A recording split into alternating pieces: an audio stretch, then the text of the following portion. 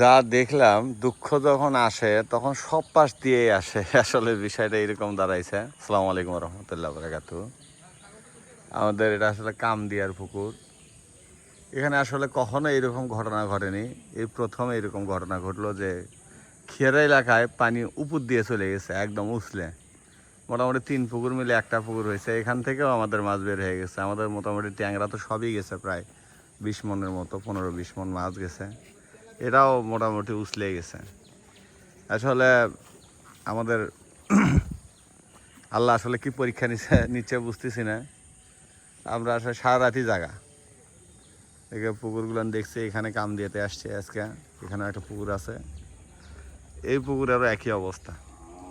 দেখি, আমরা আসলে হতাশ হইনি ইনশাল্লাহ এখনো। দেখি আল্লাহ আমাদের আসলে কি পরীক্ষা, কোন পর্যন্ত পরীক্ষা নেয়। সবাই আমাদের দোয়া করবেন ইনশাল্লাহ। আসসালামু আলাইকুম রহমতুল্লাহ বারাকাতুহু।